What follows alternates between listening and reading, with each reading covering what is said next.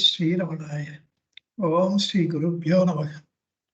वक्रतुंड महाकाय सूर्यकोटि समप्रभा निर्विघ्नं कुरु मे देवा सर्वकार्येषु सर्वथा।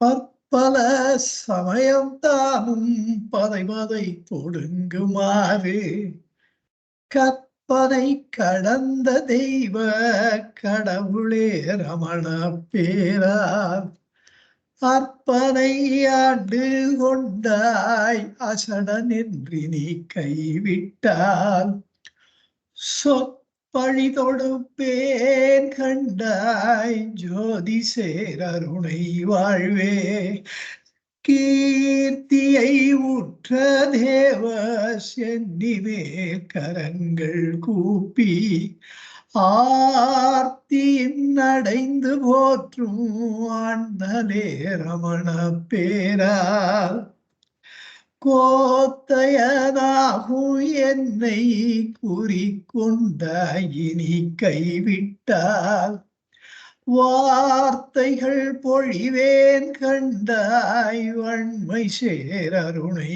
வாழ்வே புலவர்கள் புலரும் முன்பு பொன்னுலகிழிந்து போந்து மலர் சொரிந்திரஞ்சித்தாழும் மாண்பனே ரமண பேரால் சலவருட்சிறந்த என்னை தலையளித்தாய் கைவிட்டால் அலர்மிக தொடுப்பேன் கண்டாய செய்விலாரவன் அருணை வாழ்வே திசை பல பாதுகாக்கும் தேவர்கள் ஏவல் மேற்கொண்டு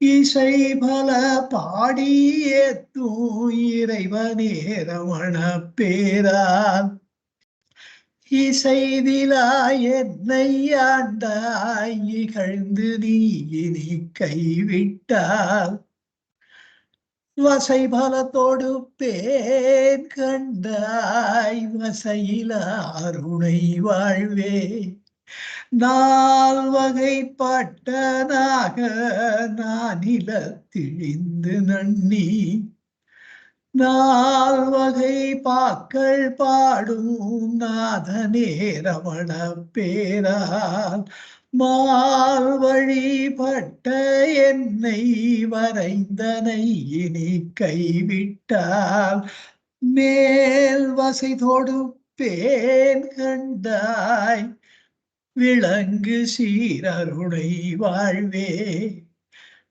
மேல் வசை தொடுப்பேன் கண்டாய் விளங்கு சீரருணை வாழ்வே விளங்கு சீரருணை வாழ்வே விளங்கு சீரருணை வாழ்வே விளங்கு சீரருணை வாழ்வே ஏகமக்ஷரம் ஹிருதி நிரந்தரம் பாசதே ஸ்வயம் லிக்யதே கதம். சாட்சாத் சர்வேஸ்வரனாகிய பகவானுக்கு நமஸ்காரம். பகவானுடைய அடியவர்களுக்கு நமஸ்காரம்.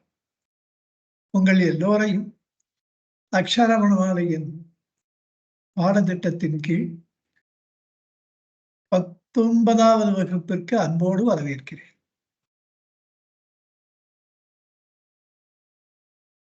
முப்பத்தி 9வது பாடலை பார்த்து கொண்டிருக்கிறோம். இதிலே இந்த பாடல் ஒரு தனி சிறப்பு வாய்ந்த ஒரு பாடல். அததான் இப்ப நம்ம பார்க்க போறோம். சென்ற வகுப்பிலே இதற்கு நேரமில்லை என்பதனாலே இதை நான் ஆரம்பிக்கவே இல்லை. இந்த ஒரு கருத்து இதுவரையில் நாம் பார்த்த கருத்து, முதல்ல ஞமலீர்கேடாம், நாயை விட நான் மோசமானவனாக இருக்கிறேன், நான் என் உறுதியால் நாடி நின்றுருவேன், நான் என்ன உறுதி கொண்டு உம்மிடத்திலே வந்து ஒன்று கலத்தல் என்கின்ற அந்த ஒரு மாபெரும் காரியத்தை, ஒரு சாதனையை நான் எவ்வாறு செய்ய போகிறேன்? என்னால் முடியவே முடியாத காரியம். அருணாச்சலா, நீங்க தான் என்னை காப்பாத்து. இது ஒரு பொருள். இன்னொரு பொருள் அனுபவம்னு சொல்லலாம். அது அனுபவம் இல்லை, அவருடைய உறுதிப்பாடுன்னு சொல்லலாம். எமனீர் கேடாம். அதாவது நான் அவலை, ஆதரவற்றவர், சக்தியற்றவர், அற்றார் அற்றார் என்ற வகையிலே சேர்க்கப்பட வேண்டியவர். அற்றார் என்றால் ஆதரவற்றவர்கள். அப்படி இருக்கின்ற நான் எவ்வாறு உங்களை அடைதல் என்பது எவ்வாறு சாத்தியம் என்று தன்னுடைய சக்தியின்மையை தெரிவித்துக் கொள்ளுதல். அப்ப அது என்ன அர்த்தம்னா, பகவான் அருணாச்சலேஸ்வரரே, நீங்க என்ன பண்ணணும்? நீங்க தான் எத்தனையும் எனக்காக செய்து முடிக்க வேண்டும். இத வேதாந்தத்துல என்ன சொல்லுவா? மார்ச்சால நியாயம்னுவா. மார்ச்சாலம்னா பூனை. பூனை, தாய் பூனை என்ன பண்ணும்? குட்டியை விடவே விடாது. இந்த பூனை குட்டி மாதிரி தூக்கிட்டு அரையறியன்னுவான். அப்படி அது குட்டி கவிக்கும், விடவே விடாது.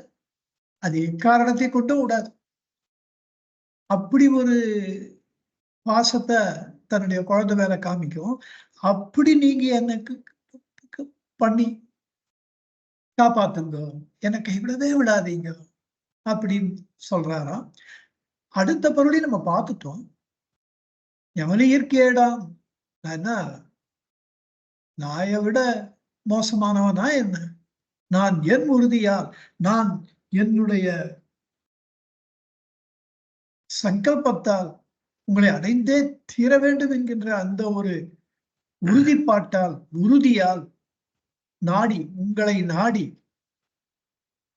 நின்னுருவேர், உங்கள் வடிவமாகவே உங்களோடு ஒன்று கலந்து சேர்வேன், மாறிவிடுவேன்.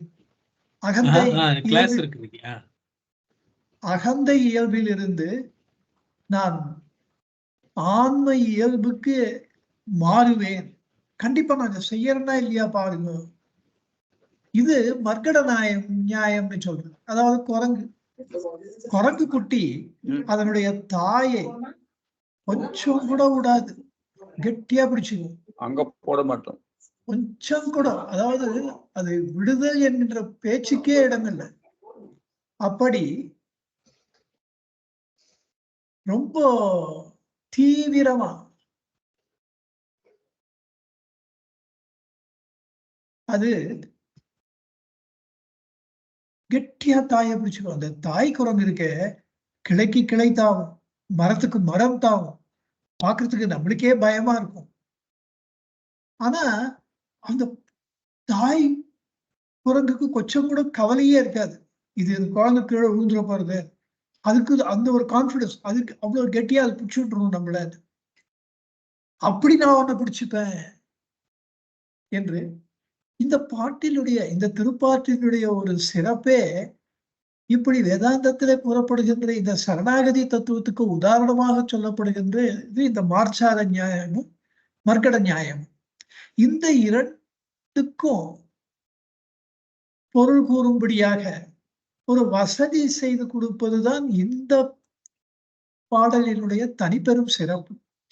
இது மாதிரி அமையறது கஷ்டம். இன்னொன்னு அனுபவமும் சொல்லலாமே. அது என்னன்னா, நாடி நின்னுருவேன் அப்படின்னா கால வலு அமைதியா வச்சுட்டா, இறந்த காலத்துல நான் என்னுடைய உறுதியினால, நீங்க என்ன மதுரையில நீங்கள் என்ன ஆட்கொண்டீர்கள். அப்போ அகந்தை அழிந்தது. நான் பயந்து மரண பீதியே வந்தது. இருந்தாலும் என் உறுதியை நான் கைவிடவில்லை. இது என்ன பார்த்துள்ளோம், we have to face it directly. நான் யார் உதவியும் போய் கேட்கல. தன்னந்தனியா இந்த அகந்தை அழிவை நான் நேரடியாக சந்தித்தேன். உறுதியாக இருந்தேன். எங்கிருந்து இந்த மரண பயம் எழுகின்றதோ அந்த அகந்தையின் மூலத்தானத்துக்கே சென்றேன், உங்களோட ஒன்று கலந்தேன், அந்த உறுதியால நான் உங்களை அடைந்தேன். அப்படி மர்க்கட நியாயம். குருவேன்னு அப்படி உங்களை அடைந்தேன், குருவேன்னு அருணாச்சலா நான் கண்டிப்பா செஞ்சு முடிச்ச கதை இது அருணாச்சலம். இந்த அனுபவத்தையும் சொல்லலாம். இப்படி இந்த ஒரு அற்புதத்தை பகவான் இந்த இடத்திலே செய்திருக்கிறார். சரணாகதி தத்துவத்திற்கு உதாரணமாக இருக்கின்ற இந்த 2 மர்க்கட மார்ச்சால நியாயங்களை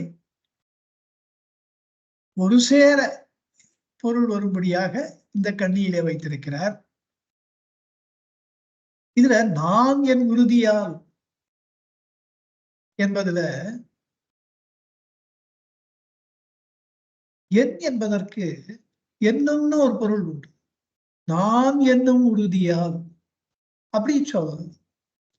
அங்க செய்யுள்ள அங்க இடம் இல்லை, என்னும்ன்றதுக்கு இடம் இல்லை. நான் என் உறுதியால், நான் எனப்படுகின்ற உறுதியால். இப்ப இங்க நான் என்கின்ற உறுதின்னு ஏன் அவர் சொல்றாருன்னா, இது ஒரு பொருள், இது ஒரு தனித்துவப்பட்ட ஒரு பொருள்.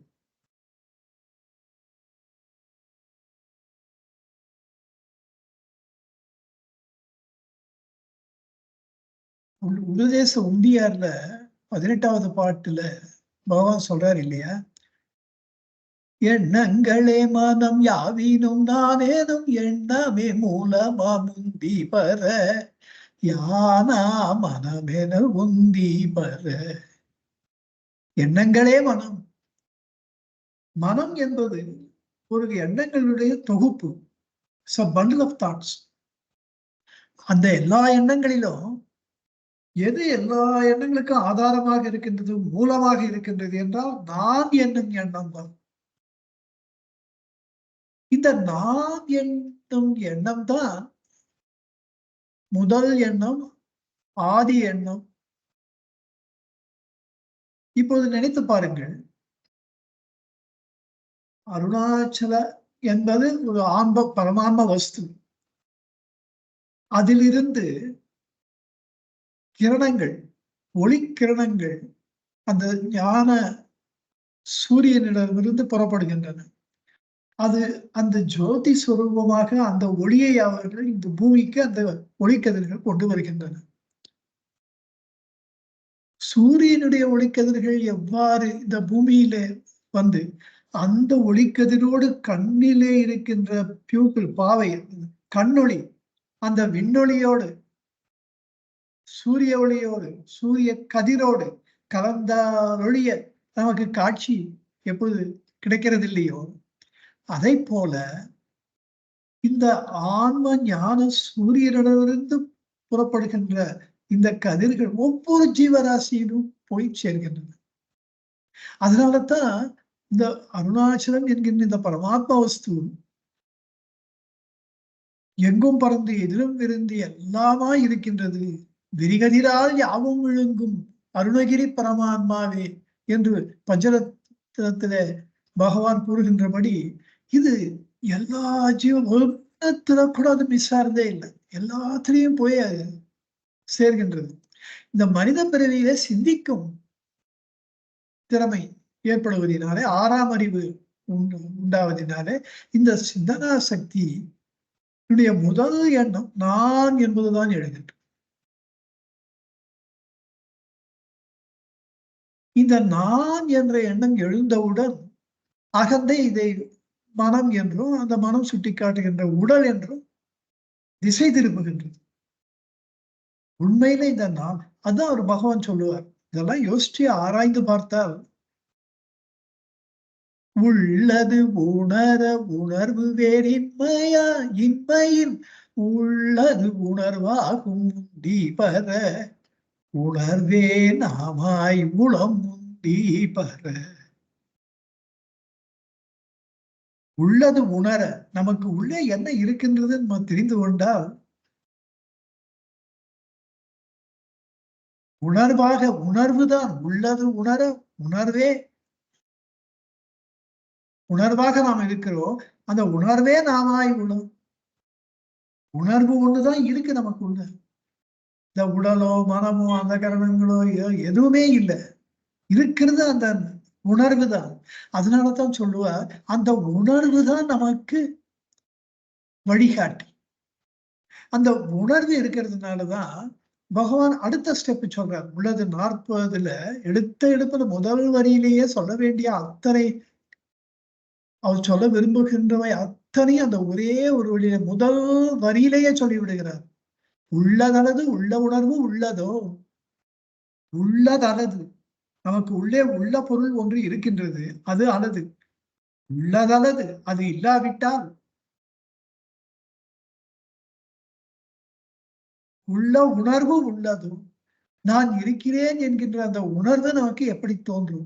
நமக்கு அந்த உணர்வு இருப்பதினாலே அந்த உணர்வை ஆதாரமாக கொண்ட ஒரு உள்ளது நமக்குள்ளே இருக்கின்றது. அந்த உள்ளது உணர்வாக இருக்கின்றது. அந்த உணர்வை நம்மால் அனுபவிக்க முடிகின்றது, தெரிந்து கொள்ள முடிகின்றது. நான் இருக்கிறேன் என்ற உணர்வு நமக்கு பிரத்யட்ச அனுபவமாக இருக்கின்றது. இந்த நான் என்கின்ற உணர்வு ஹரியாதீதர ஜீவரதஹ வாரிச குகையில் அறிவாய் ரவி பரமாத்துமன் அருணாச்சல ரமணன். ஹரி யானை முதல் இரும்பீராய என்கிறார் மணிவாசக பெருந்தகை. இங்க பகவான் ஹரியாதி தர ஜீவன தகவாரிச குகையில் என்கிறார். ஈஸ்வரனுக்கு அடுத்த தெய்வம் மகாவிஷ்ணு. அந்த பிரம்மா கூட சொல்ல பாரு, ஹரியாதி அவரு அனுபவம், பகவானுடைய அனுபவம் அது. தான் மகாவிஷ்ணு ஈஸ்வரனாக இருப்பதும், மகாவிஷ்ணு நமக்கு அடுத்தபடியாக அங்க அருணாச்சலத்திலே அவரை தம்மோடு ஒன்று கலக்க வைத்து அவரை தனக்கு சமானமாக ஆக்கியதும் எல்லாம் அவருடைய அனுபவமா இருக்கு. அதனாலதான் ஹரியாதி தனக்கு அடுத்த மகாவிஷ்ணு. பிரம்மா தான் படைப்பு கடவுள். பிரம்மா முதற்கொண்டுன்னு சொல்லலையே, மகாவிஷ்ணு முதற்கொண்டுன்னு தானே சொல்றாரு. ஏன்னா பிரம்மாவுக்கும் அப்பா மகாவிஷ்ணு ஆச்சு. அதனால மகாவிஷ்ணுவிலிருந்து ஒரு ஆல்கே, ஒரு சிங்கிள் புரோட்டோபிளாசம் வரைக்கும் இந்த ஈஸ்வரனாகிய இந்த பரமாத்மா வஸ்து எல்லாத்துலயும் அந்த உணர்வா இருக்கு. செடியில என்ன உணர்வு இருக்கான்னா, செடிகள் மியூசிக் கேட்டா நல்லா வளர்றதுங்க, தொட்டா சிரிங்கி தொட்டா சுடுங்கிறது, அதெல்லாம் உணர்வு இல்லாமையா இருக்கு. இப்படி இந்த உணர்வு நமக்கு உள்ளே இருக்கிறது பாருங்க.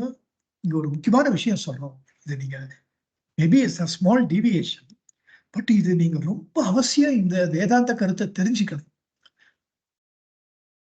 உச்சம் உங்கள் கவனத்தை பரிபூர்ணமா செலுத்த வேண்டிய தருணம். அதாவது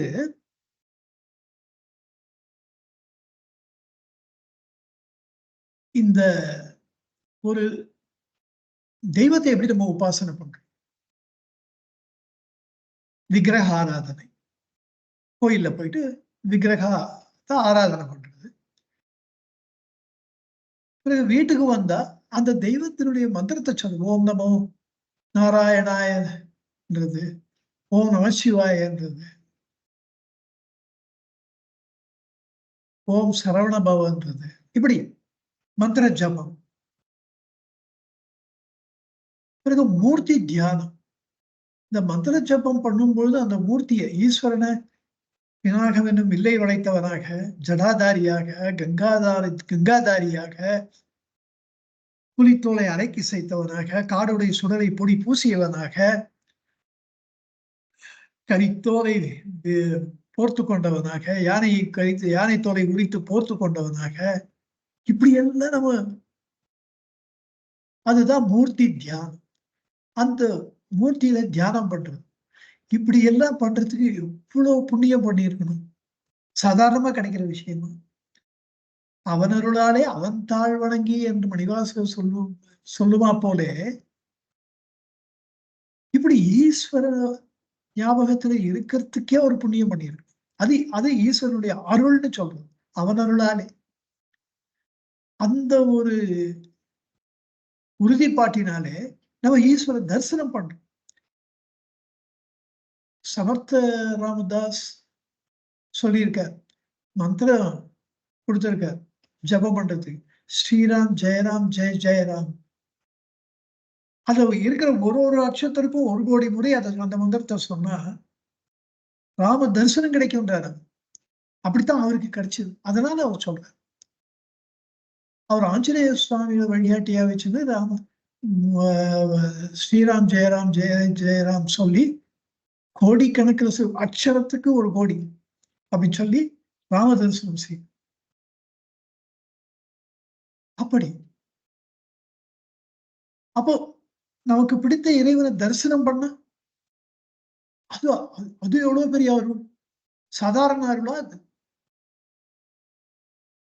ஆனா ஒரு விஷயம் நினைச்சு பாருங்க, பகவான் கிட்ட வந்ததுனால தைரியமா சொல்றேன், ஒரு விஷயம் நினைச்சு பாருங்க, எல்லாருக்கும் இறைவனுடைய அருள், அவர் பூஜை பண்ணணும், தியானம் பண்ணணும், ஜபம் பண்ணணும் தோன்றது இல்லை. எல்லாருக்கும் அந்த கடவுள் காட்சி, தெய்வ தரிசனம் கிடைக்கிறது இல்லை. இப்ப இதெல்லாம் தான் அருளுடைய பரிபூரணம்னா, அருள் நிறைவுன்னா, அப்போ ஒருத்தருக்கு இருக்கு, இன்னொருத்தருக்கு இல்லையா? இந்த சந்தேகம் எனக்கு 40-50 வருஷம் முன்னாடி இருந்தது.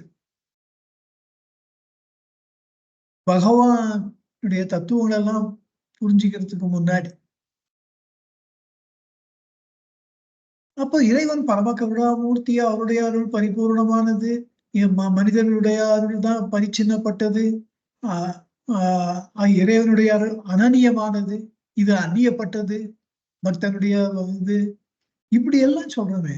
அப்ப இறைவனுடைய அருள் பரிபூர்ணமா இருந்தா எல்லாருக்கும் தான் அவர் நாமத்துல இச்சை வரணும், அவர் தரிசனம் எல்லாருக்கும் தான் கிடைக்கணும், அப்பதானே அது பரிபூர்ணமா இருக்கும். ஆனால் அப்படி இல்லையோ என்றால் அந்த மாதிரி இல்லை. இப்போ இந்த நான் என்ற எண்ணம் உள்ளது உணர்வு வேறு இன்மையில் உள்ளது உணர்வாகும். நமக்கு உள்ளே இருக்கின்ற நான் இருக்கிறேன் என்கின்ற அந்த உணர்வு இருக்கு பாருங்க, அது ஒத்தொத்தர்கிட்டயே இருக்கு இல்லையா?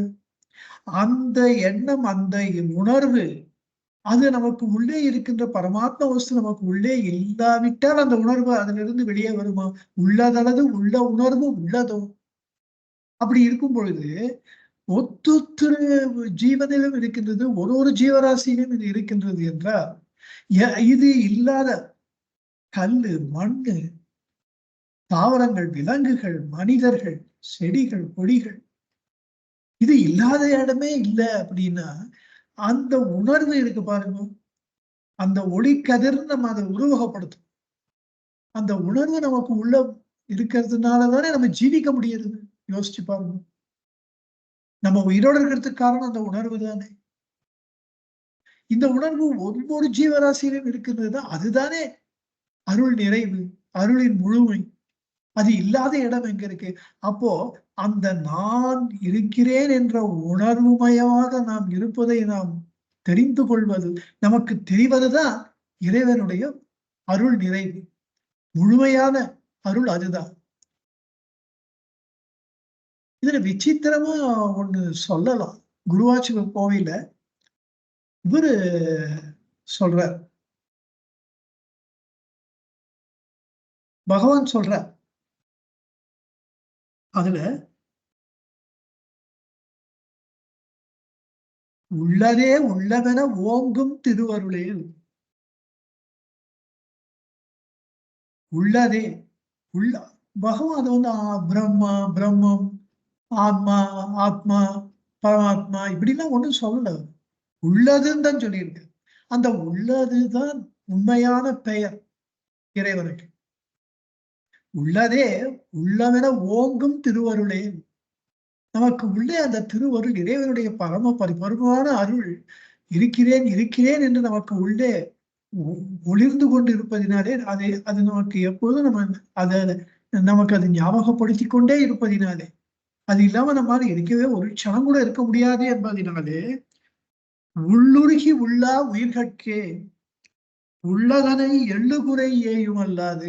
இப்போ அந்த இறைவன் நமக்கு உள்ள நம்மளை விட்டு கொடுக்காம நம்மளை கெட்டியா பிடிச்சுட்டு இருக்காரு. ஒரு மார்ச்சால நியாயம் மாதிரி ஒரு தாய் பூனையாக அது கெட்டியா நம்மளை பிடிச்சுட்டு இருக்காரு. அந்த நான் என்ற அந்த உணர்வை நம்மளுக்கு கொடுத்து உணர்வே இல்லை. ஆனா நம்ம நமக்கு உள்ளே ஆழ்ந்து போய் இந்த உணர்வு எங்கேருந்து நம்மளுக்கு வருது? இது எது? இந்த நான் யார்? எனக்கு அகமுகப்பட்டு நமக்கு உள்ளே அந்த உணர்வு எங்கிருந்து எழுகின்றது என்ற மூலத்தானத்தை நாம் தெரிந்து கொள்ள வேண்டும் என்ற எண்ணம் நமக்கு இருக்கணுமா வேண்டாமா? இன்னொருத்தர் வந்து இதை நமக்கு சொல்லணுமா? ஆனால் பிராக்டிகலா எப்படி இருக்கு? இந்த புலன்கள் மூலமாக இந்த மனம் என்ற ஒன்று, இதுக்கு அகந்தை இந்த என்னென்னமோ பேர் வச்சுக்கணும். இது ஒன்று நம்மை சதா நமது எண்ணங்களை புறமுகப்படுத்தி அகமுகப்படுதல் என்பது துடிக்கூட நேராமல் பார்த்து கொண்டு நம்முடைய சதா நம்ம வெளியிலேயே தான் போயிட்டு இருக்கோமே தவிர அதற்கு நாம் சம்மதப்படுகிறோம். இந்த மனம் நம்மை புறமுகப்படுத்தினால் பகிர்முகப்படுவதற்கு நாம் சம்மதப்படுகிறோம். அப்ப கருணை யார்கிட்ட இல்லை? இறைவன் மீது நம்மளுக்குத்தான் கருணை இல்லை. அந்த கருணை என்பதை நம்ம அன்புன்னு வச்சுக்கலாமே. இறைவன் வரும்போது அது கருணை, அதுவும் அன்புதான். இறைவன் இருக்கு, நம்மளிடத்திலே அன்பு இருக்கின்றது. கொஞ்சம் கூட நம்மளை விட்டு கொடுக்காத சதாகாலமும் நம்ம 24 மணி நேரமும் நம்ம கூடயே நம்மளை கெட்டியா பிடிச்சுட்டு இருக்க தாய்ப்பூனை மாதிரி பிடிச்சுட்டு இருக்க ஒரு நிகழ்வு இந்த இறைவனுக்கு இருக்கு. நம்ம மீது அந்த அன்பு தடைபடாத அன்பு, ஒரு குறையில்லாத அன்பு. நாம் எப்பொழுதுமே நமக்கு என்ன கொஞ்சம் நம்ம டவுட்டா இருக்கேன்ற எண்ணமே இல்லாம முழுமையா நம்மள ஃபீல் பண்றோம். அப்படி ஒரு நிறைவான ஒரு உணர்வு. அது அந்த உணர்வுல குறையே வைக்காம இறைவனுடைய அன்பு நம் மீது பரிபூரணமா இருக்கு. அதுதானே அருள் நிறைவு. அதுதானே உண்மையான அருள். நமக்குத்தான் இறைவன் மேல அன்பு. அதனால அந்த பரமாத்ம வஸ்துவே பகவானாக வந்து அப்பா மீண்டும் அதற்கு அன்பை பொழிகின்றது. நமது மனதை திருப்பி உள்நோக்கி போய் பார். நீ ஏன் உன்னோட மறந்து போய் நீ வெளியிலேயே போயிட்டு இருக்க அப்படின்னு நமக்கு ஞாபகப்படுத்துறது. அதுவும் இந்த இறைவனுடைய அருள் தானே. இறைவர்கள் இல்லாட்டா எப்படி பகவான் ஆகாது ஒரு மனித தேகத்தை அது ஏன் தாங்க வேண்டும்? அது பகவானாக வந்தப்போ அந்த 16 வயதுல காம மோக குரோத துவேஷாதிகள் மதம் ஆச்சரியாதிகள் அருபகைவர்கள் அந்த மனதுக்குள்ள வருவதற்கு முன்னால அருணாச்சலேஸ்வரர் அவர் உள்ளே புகுந்து பரிபூர்ணமாக ஆக்கிரமித்துக் கொண்ட அது ஒரு அருள் நிறைவினுடைய ஒரு பரிபூர்ணமான ஒரு டெமான்ஸ்ட்ரேஷன் இல்லையா? தானே மனித உருவெடுத்து நமக்கு வந்து அதை ஞாபகப்படுத்துகின்றது. இது எப்படின்னா இத நீங்க அதனாலதான் சொல்றார் குருவாச்சூர் கோயில பகவான் சொல்றார், உள்ளதே உள்ளவென ஓங்கு திருவருளே உள்ளுருகி உள்ளா உயிர்கட்கே உள்ளதனை எள்ளுதல்னா உதாசீனம் பண்றது. இந்த உயிர்களுக்குத்தான் அந்த இறைவனை எள்ளு குறை ஏயும் அவர்கள் அந்த ஜீவர்களுக்குத்தான் அது அந்த குறை அன்பின்மை என்பது ஜீவர்களுக்குத்தான் பொருந்துமே தவிர இன்னருள் செய்யா குறை உள்ளதனுக்கு எங்கன் உறும். நம்ம மேல அது அன்பு வைக்கல, இறைவன் நம்ம மீது அன்பு வைக்கவில்லை என்கின்ற குறை அந்த உள்ளதனுக்கு என்றார் பகவான். அந்த இருக்கின்ற பரமாத்ம வசுவுக்கு அந்த இறைவனுக்கு அந்த குறை எப்படி எங்கனம் உறும், எப்படி அதுக்கு நடக்கும் என்கிறார். இப்போ இந்த பாடலுடைய சிறப்பு, இந்த பர்டிகுலர் கண்ணினுடைய சிறப்பு, நான் என் உறுதியால், நான் என்னும் உறுதியால் நான் இருக்கிறேன் என்ற அந்த உணர்வு எனக்கு இருக்குப்பா. அது உறுதி, அதை உறுதியா கெட்டியா பிடிச்சிட்டேன். ஒரு நாய் என்ன பண்றது? தன்னுடைய எஜமானம் வேற ட்ரெஸ் போட்டுட்டு இருக்க நாடகத்துல வந்து ட்ரெஸ் பண்ணிட்டா அவ சொந்த அப்பா அம்மாக்கே அடையாளம் தெரியாது. கலர் மாறிடும், பேச்சு மாறிடும், பேசுற விதம் மாறும், உருவம் மாறும். ஆனா அந்த வீட்டு நாய் வந்து உடனே கண்டுபிடிக்கும். அந்த காலடியிலேயே போய் இது பண்ணும். மோப்ப சக்தினா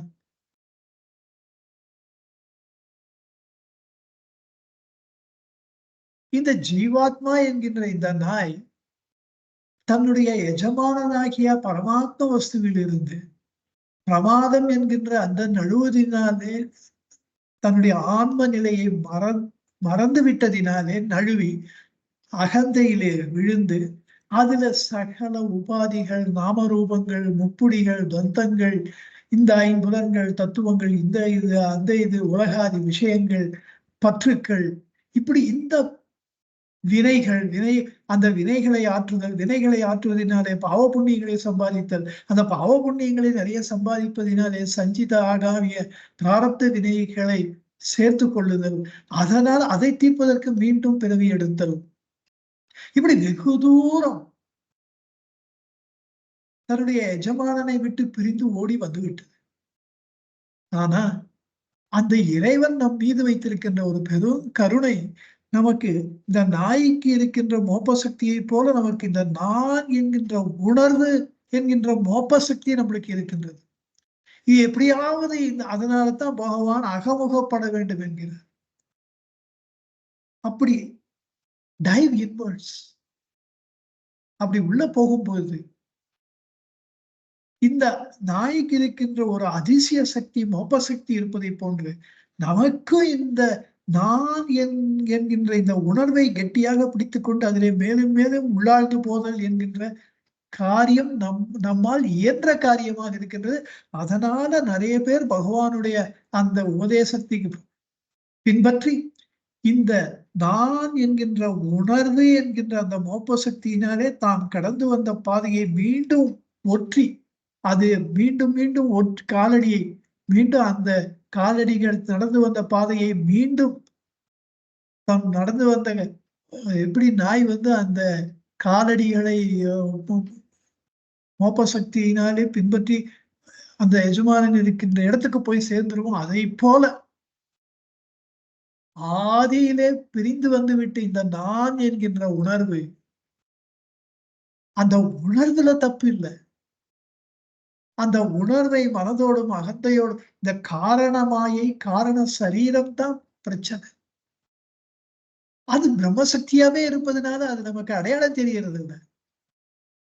அதனால அந்தர்முகப்பட்டு தான் வந்த வழியே மீண்டும் ஒற்றி சென்று முடிவில் தன் யதார்த்த சொரூபமான ஆத்ம வஸ்துவை அடைவது என்பது என்னால் இயன்ற காரியம் என்கிறாராம் பகவான். நான் என் உறுதியா, நான் என்னும் உறுதியினாலே நாடி, அங்க நாடின்ற வார்த்தை போட்டிருக்க, நின் உருவேன், உங்களை கண்டிப்பாக நான் அடைவேன் என்று அருணாச்சலேஸ்வரருக்கு தன்னுடைய உள்ள கிடக்கையை, உறுதிப்பாட்டை, நான் கண்டிப்பா இதுல நான் தயங்கவே மாட்டேன் என்கின்ற அந்த உறுதியை நாம் பெற வேண்டும். இதெல்லாம் HV சார் கூட ஒரு வாட்டி இதெல்லாம் டிஸ்கஸ் பண்ணும்போது எனக்கே இப்போ 93 வயசா இருக்கு. அப்போ இதெல்லாம் ஆழக்காரியமான ஒரு தோன்றுறது. ஆனா நீங்க ரொம்ப கன்வின்சிங்கா உங்களோட இன்னும் கொஞ்ச நாள் பேசினா நானே கன்வின்ஸ் ஆயிடுவோம் போல் இருக்கு. ஏன்னா இதெல்லாம் நல்லா தெளிவா புரிஞ்சுட்டோம்னா we don't have any other option. நமக்கு திருப்பி புறமுகப்படணும், இத பண்ணணும், அத பண்ணணும், இதுலெல்லாம் ஒரு பற்று குறைஞ்சிரும். அதுதான் டேஞ்சர். அதனாலதான் ஆதிசங்கர் பகவத்பாதார் கூட விவேக சூடாமணியில அந்த சிஷ்யனுக்கு இந்த ஆத்ம ஞானத்தை அருள் பாலித்து என்ன சொல்றார் கடைசியில, நான் என் வழியில போறேன்ப்பா, நீ உன் வழியில போ. ஒரு தீபம் பல தீபங்களை ஏற்றுவதை போல நீ உனக்கு உன்னிடத்திலே வருபவர்களுக்கெல்லாம் நீ இந்த ஆத்ம ஞானத்தை பக்குவர்களுக்கு சொல்லிக் கொடு அப்படின்னு. யார் இதற்கு பக்குவமற்று இருக்கிறார்களோ, யார் உன்னை நாடி வந்து கேட்கின்றார்களோ அவர்களுக்கு சொல்லு. நீயா போய் பரப்புறன்னு பரப்பாத. நீயா போய் இதுல எல்லாருக்கும் இதை சொல்லணும் அப்படின்ற அந்த ஒரு தாபத்தை ஏற்படுத்தி கொள்ளாது. பக்குவிகளுக்கு இதை சொல். பகவான் அப்படித்தானே இருந்தார். பக்குவிகள் அவரை நாடி வந்தார். அவரால் எப்படியாவது அந்த பக்குவிகளுக்கு தன்னை வெளிப்படுத்தி அவர் ஈர்த்து கொண்டார். ஆனா பக்குவிகள் தான் வந்தார் அவர்கிட்ட. அதனால எல்லாருக்கும் சொல்லி இந்த யங்ஸ்டர்ஸ் எல்லாம் ஒரு 30 வயசுலயும் அதெல்லாம் நிறைய சம்பாதிக்க வேண்டிய நேரத்துல ஆத்ம ஞானம் தேடுறன்னு போறது பக்குவமற்ற வாழ்க்கையை அவர்கள் அடைவதை விட காட்டிலும். அதனால்தான் கர்மயோகம்ன்றத பெருசா வச்சா, பக்தின்றத வச்சா, அப்புறம்தான் ஞானத்தை வச்சா. ஞானம் can be misinterpreted, can be misused and you may go astray. நான் தைரியமா சொல்றேன், பக்குவமற்றவர்களுக்கு ஞானத்தை சொல்லிக் கொடுத்தால் உருப்படாம போறதுக்கு முதல் வழி. they will indulge in escapism. அந்த தப்ப ஒரு காலம் செய்யக்கூடாது. சின்ன வயசுல நல்லா சம்பாதிச்சு பெரிய வயசாச்சுன்னா கொஞ்சம் காசை வச்சுக்கணும்ன்றது இருக்க வேண்டாமோ? கண்டிப்பா காரியத்தை விடக்கூடாது. ஆனால் இந்த பக்தி ஞானம் இதெல்லாம் சின்ன வயசுல தெரிஞ்சுக்கிறதுனால என்ன பிரயோஜனம்னா, தப்பான வழியில பணம் சம்பாதிக்கணும்ன்ற எண்ணமே வராது. நியாயமாத்தான் நான் அப்படி பணம் சம்பாதிக்க முடியுமா பரவாயில்லன்னு கூட தோணும். நியாயமா சம்பாதிக்கணும்னு தோணும். You can be always, you can be active, make money in the rightest way possible, make enormous money, தப்பே கிடையாது. ஆகவே அதனால தான் HV சார் சொன்னார். அப்போ நீங்க நிறைய லெக்சர்ஸ் எல்லாம் கொடுக்கிறாள், நீங்க நல்ல விஷயமா சொன்னா கூட one man's food may become another man's poison. நீங்க பேச ஆரம்பிக்கிறதுக்கு முன்னாடி பகவானை வேண்டிக்கணும், அப்பா எல்லாருக்குமே நான் சொல்றது ஃபுட்டா இருக்கணும், பாய்சன் ஆயிடக்கூடாது. அது மாதிரி வேண்டிய அது ஐ ஸ்க்ரூப்லஸ்லி ஃபாலோ. நாம் நமக்குண்டான கடமைகளை நம்ம செய்யாம இருக்கிறதுக்கு ஞானத்தை பேசக்கூடாது. ஆனால்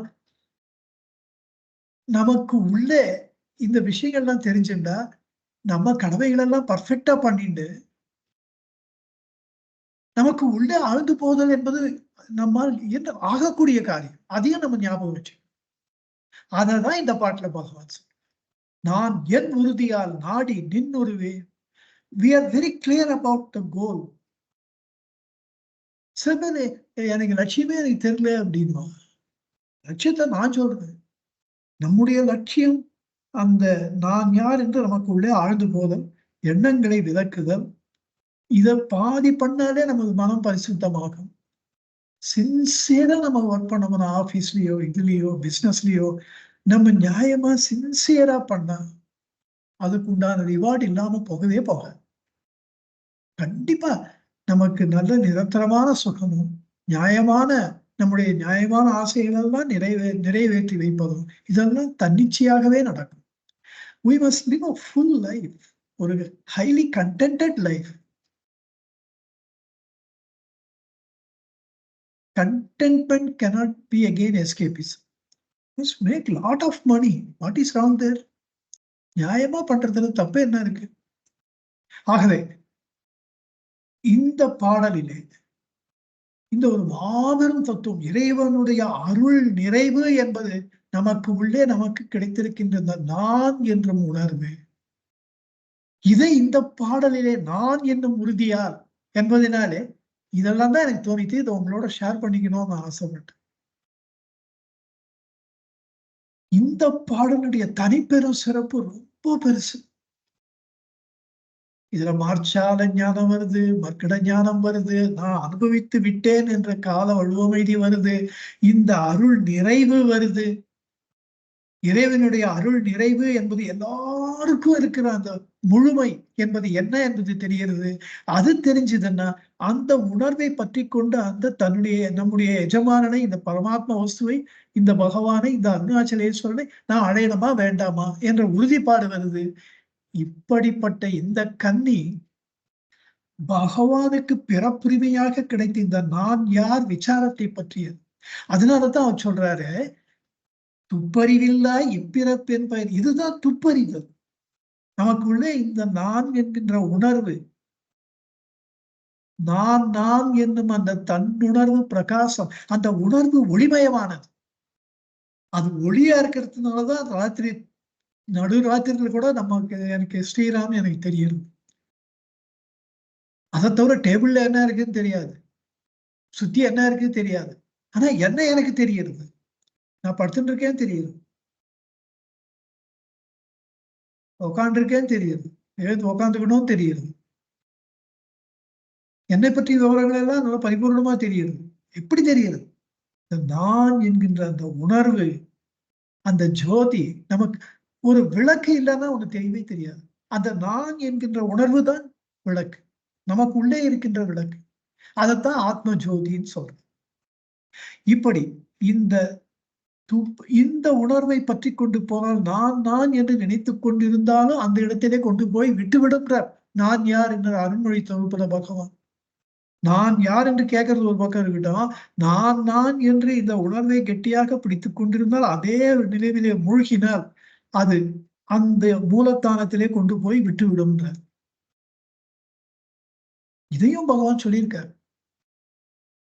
ஆகவேதான் இந்த நான் என்கின்ற உணர்வை நம்ம கவனிக்காமல் இருக்கக்கூடாது.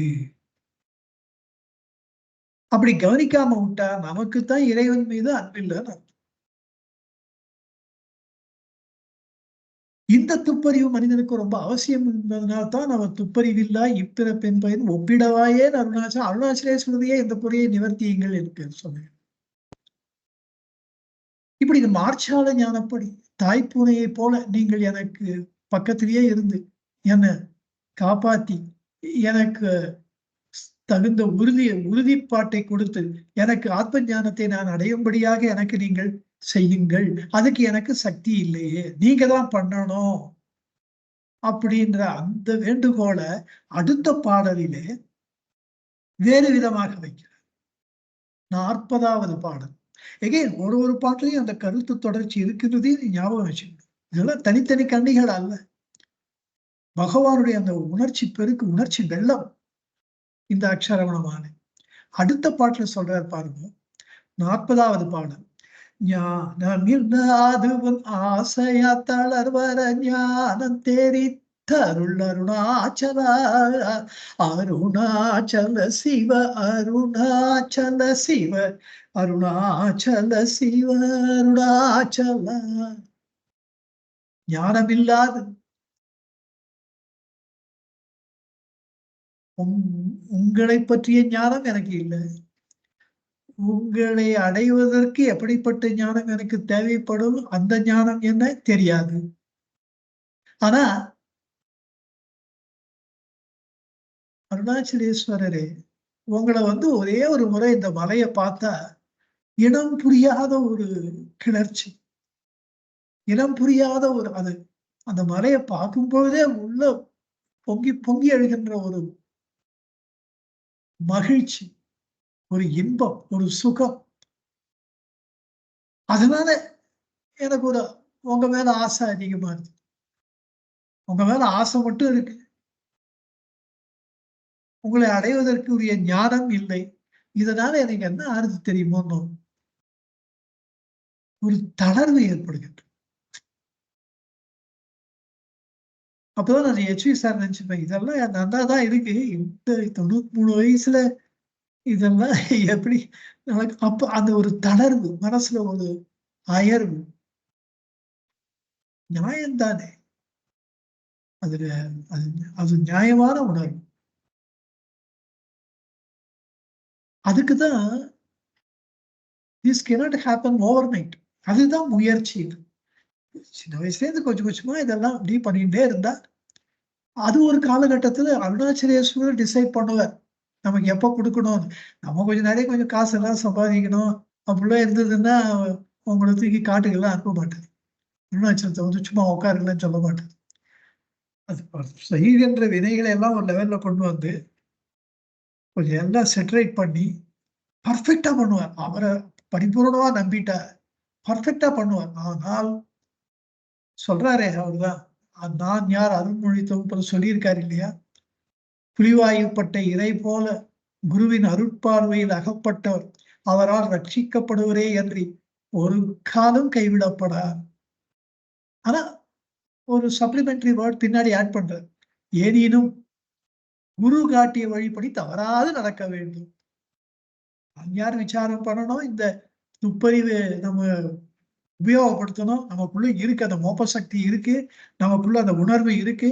அது என்ன அந்த உணர்வு? இந்த நான் யார்ன்னு பார்க்கணும். இதெல்லாம் குரு காட்டிய வழிப்படி தவறாது நடக்க.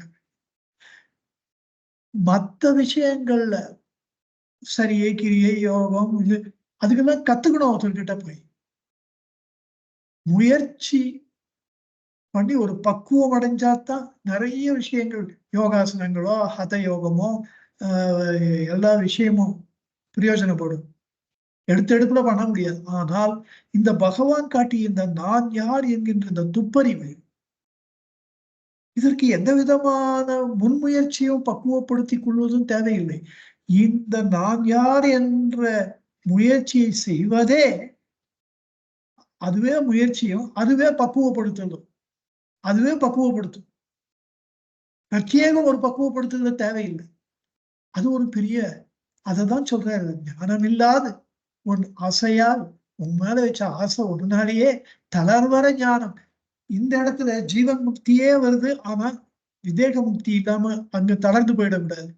தளர்வு அற நிரந்தரமாக இருக்கப்பட்ட சகஜான்ம நிஷ்டை.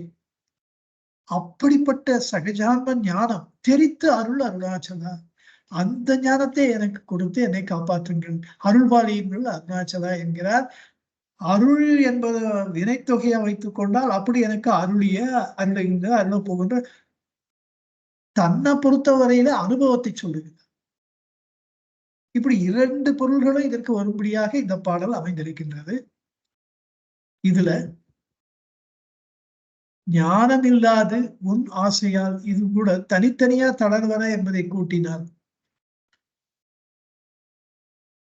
ஞானம் இல்லாது இந்த தளர்ச்சி ஞானம் இல்லாததினாலே ஏற்படுகின்ற தளர்ச்சி அந்த தளர்வு உன் ஆசையால் ஏற்படுகின்ற தளர்ச்சி ஐயோ அடைய முடியலையே இது அதுக்கு ஒரே வழி ஞானத்தினாலேதான் இது முடியும் என்பதினாலே அந்த ஞானம் இல்லாத நிலையிலே அவனை அடைய வேண்டும் என்ற ஆசை மட்டும் இருந்தால் தளர்ச்சி ஒன்றே மீதமாக்கி நிற்குமாகினார் அதோடுதான் மிஞ்சம். அதனால ஞானம் தெரித்தருள் என்று வேண்டிக் கொண்டாராம். பின்னாடியும் சொல்றார் நேசமில் எனக்கு ஒரு ஆசையை காட்டி நீ மோசம் செய்யாதருள் அருணாச்சலா என்கிறார். அங்கேயும் எனக்கு ஆசையை காமிச்சுட்ட மோசம் பண்றதுப்பா என்கிறார். இந்த ஞானம் தெரித்தருள் என்பதினாலே உடனே சட்டுன்னு கொடுன்றார். தெரித்தருள்தல்னா மின்னல் அளித்த ஒளி எப்படி வெளிப்படும் அப்படி ஞானம் வெளிப்படும். அதுதான் தெரித்தருளுதல். இதை தாமதிக்காதே என்கிறார். இப்படி யாருக்காவது தெரித்தருளுதான பகவானே மாபெரும் உதாரணம். பகவானுக்கே ஞானத்தை தெரித்தருளினார் அருணாச்சலேஸ்வரர். க்ஷணத்துல நடந்தது. அவர்தான் பின்னாடி அதை எக்ஸ்பிளைன் பண்ணும்போது 10 நிமிஷம் ஆகுது. எல்லாம் கிடு கிடு கிடு கிடு ரொம்ப ஃபாஸ்டா நடந்தது. டைம்லதே அங்க எவ்வளவு நேரத்துல நடந்ததுன்னே காஜ் பண்ண முடியாது. அதுதான் தெரித்த அருளுதல். அதே மாதிரிதான் தெரித்த அருளுதல்னா யோகா நரசிம்ம சுவாமி நரசிம்மசுவாமி எப்படி தூண்ல இருந்து வெளில வந்தார், அதான் தெரிந்தார். பிரகலாதனுக்கு சட்டுன்னு வெளில வந்து இரண்யகசிபுவை வதம் செய்து அப்படி அருள் பாலிக்கிறது. அது இங்க அங்க பக்திக்கு பண்ணார், இங்க ஞானத்துக்கு ஞானத்தை. அதோட இன்னொரு சிறந்த உதாரணம் பார்த்தா பட்டினத்தார். கட்டின முழம் துண்டோட ரோட்ல ஏறி அப்பதான் குளிச்சுட்டு வர காதற்ற ஊசியும் வராது காணும் கடை வழிக்கேன்ற அந்த பார்த்த உடனே அந்த ஞானம் அவருக்கு தெரிந்து அருளப்பட்டது. மருதவான என்கின்ற அந்த ஈஸ்வரனால உடனே ரோட்ல தெருவில் இறங்கிட்டார். அவன் அம்மா ரொம்ப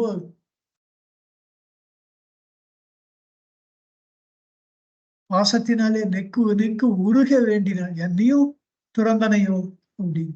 இல்லம்மா, உன்னை நான் விட்டு போக மாட்டேம்மா அப்படின்னு அந்த ஊர் அந்த தெரு முறையிலேயோ அந்த ஊர் கோடியிலேயோ ஒரு ஒரு மண்டபத்துல உட்காந்துருக்க. சோழ மகாராஜ் சக்கரவர்த்தியே இதை கேட்டு ஆச்சரியப்பட்டு, என்னப்பா கப்பல் கட்டி வியாபாரம் பண்றவரை அரசாங்கத்துக்கு அவரால் எவ்வளவு சுங்க வரி வருமானம் எல்லாம் போச்சே அப்படின்னு ஆடி போய் அவரே ஓடி வர்றார். அவரை வந்து பாக்குறார். இதனால உங்களுக்கு என்ன சுவாமி ஒரு பிரயோஜனம் இப்படி உட்காந்து இருக்கிறதுல, பழைய மாதிரி வாங்க அப்படின்னு.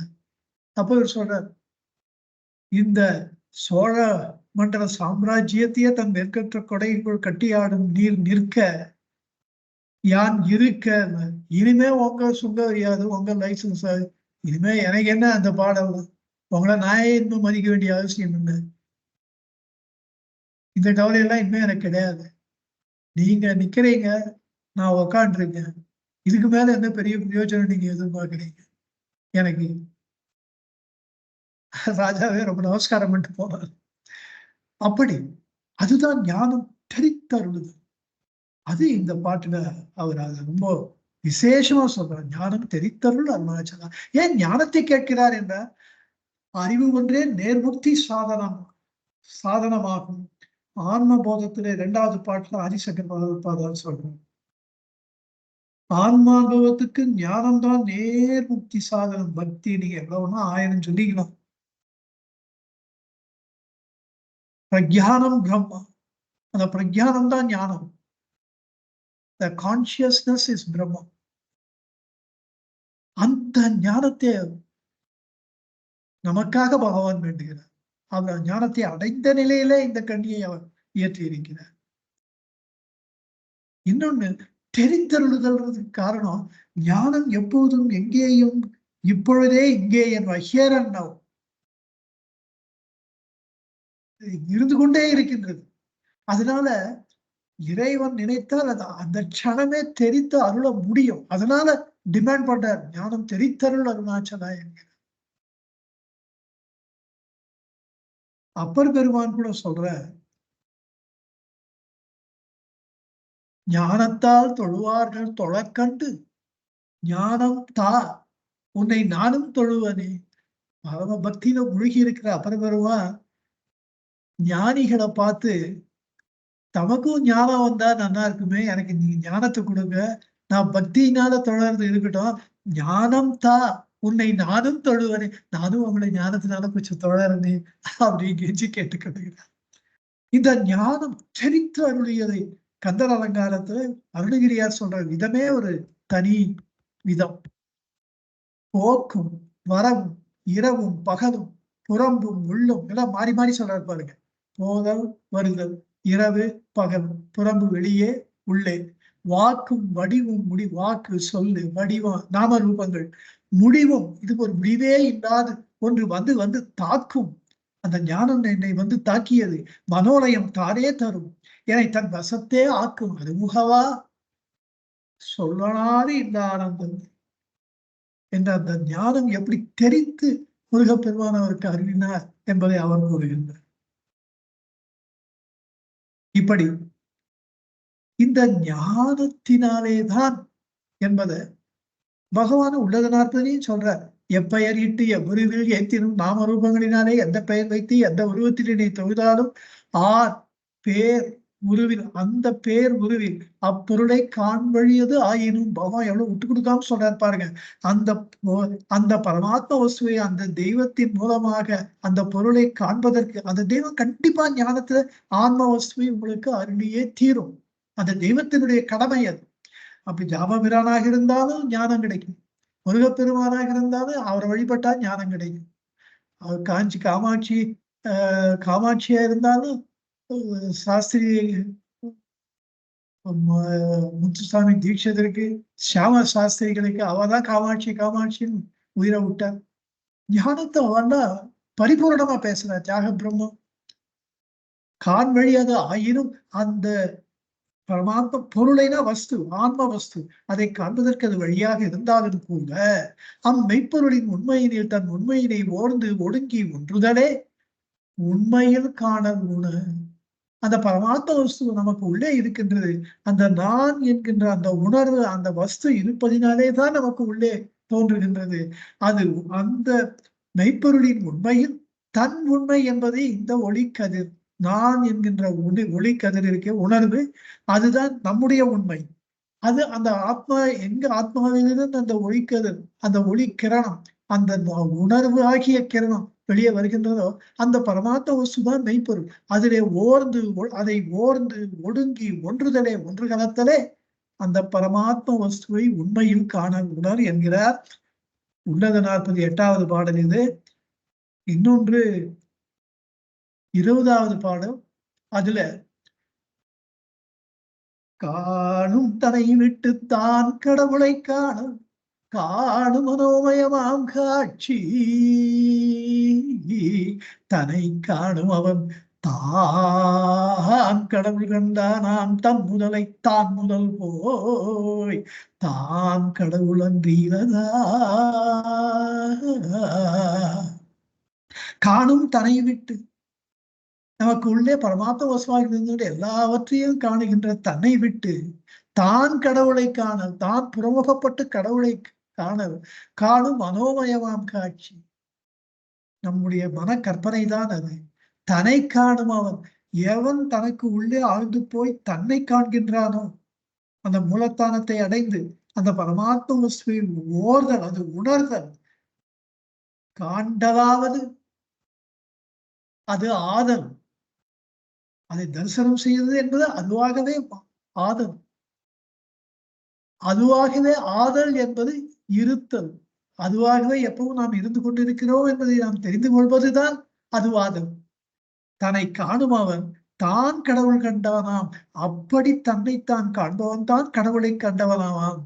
தன் முதலை, தனக்கு முதலாக இருக்கின்ற, தனக்கு உள்ளே இருக்கின்ற அந்த முதலை தான் முதல் போய், தான் இது நாள் வரையிலே தான் முதல் என்று தன்னை நினைத்துக் கொண்டிருக்கின்ற அகந்தை போய், அப்படிப்பட்டவன் தான் கடவுளை கண்டானாம். ஏனென்றால் தான் கடவுள் அன்று இறதான் உள்ளது உணர உணர்வு வேறின்மையின் உள்ளது உணர்வாகும் தீபர உணர்வே நாமாய் உளம் தீபர இருக்கும் இயற்கையால் ஈச ஜீவர்கள் ஒரு பொருளே ஆவ உந்தீபர உபாதி உணர்வே வேறுந்தி பர. இருக்கும் இயற்கையால் ஈச ஜீவர்கள், ஜீவாத்மா பரமாத்மா, ஈசனும் ஜீவனும் ஈச ஜீவர்கள் ஒரு பொருளே ஆவர். எவ்வளவு அழுத்தம் திருத்தமா சொல்றார் பாருங்க பகவான். அதுதான் நாம் செய்த புண்ணியம். அப்படிப்பட்ட ஒரு பகவானிடத்துல நாம் வந்திருக்கிறோம். இப்படி ஞானத்தை ஏன் பர்டிகுலரா கேட்டான்னு இன்னொரு பொருள், ஞானத்தை தெரிந்து கொள்வதனாலே நாம் கடவுளை தெரிந்து கொள்ளும் என்பது ஒரு பொருள். மற்றொரு பொருள், இந்த 4 முக்தி நிலைகள் இருக்கின்றன. இந்த 4 முக்தி நிலைகளிலே சாலோக்கியம் என்பார்கள். சாலோகம்னு சொல்றது சாமீபம் அல்லது சாமீபியம், சாரூபம் அல்லது சாரூபியம், சாயுஜ்யம். இதுல சாலோகம் இறைவன் வாழ்கின்ற கைலாசம் தான், நம்மளும் கைலாசத்தில் இருக்கிறது. சாமீபியம் இறைவனுக்கு அருகாமையிலே சமீபத்தில் இருக்கிறது. சாரூபியம் இறைவனுடைய திருக்கல்யாண குணங்களெல்லாம் நமக்கு வரும். இதெல்லாம் முக்தி நிலைகள் தான். ஆனால் இதற்கெல்லாம் மேலாகிய சிவ சாயுஜ்ய ஞானம், ஆன்ம சாயுஜ்யம், அந்த முக்தி பதம் தான் ஃபைனல். அதுதான் சகஜான்ம நிஷ்டை, சகஜான்ம ஞானம், சகஜ சமாதி, சகஜ முக்தி, சகஜான்ம முக்தி. அது வேணும் என்றால் அதுதான் இறுதி நிலை. அதற்கு மேல ஒன்றும் இல்லை என்பார் பகவான். அந்த நிலை வேண்டும் என்றால் தளர்வர ஜீவன் முக்தி நிலை வரைக்கும் கூட போயிட்டு நழுவிடுறதுக்கு சான்ஸ் இருக்கு. ஆனா சகஜ முக்தி, விதேக முக்தி நிலை, அந்த விதேக முக்தியை அடைந்து விட்டால் அதற்கப்புறம் நழுவுதல் என்பது இல்லவே இல்லை. அதுதான் தளர்வர ஞானம், தளர்வற்ற ஞானம். அந்த ஞானத்தை தெரித்தருள் என்று கேட்டுக்கொண்டாரா. அதனால சாயுஜ்ய முக்தி பதத்தை பர்டிகுலரா அதுதான் வேண்டும் என்று அடியவர்களுக்காக வேண்டி நமக்கெல்லாம் வழிகாட்டுகின்றார் பகவான். அவ்வாறு அருணாச்சலேஸ்வரர் பகவானுக்கு அருளினார் என்பதை அடுத்த பாடலிலே கூறுகின்றார். அது ரொம்ப சுவாரஸ்யம் மிக்கது.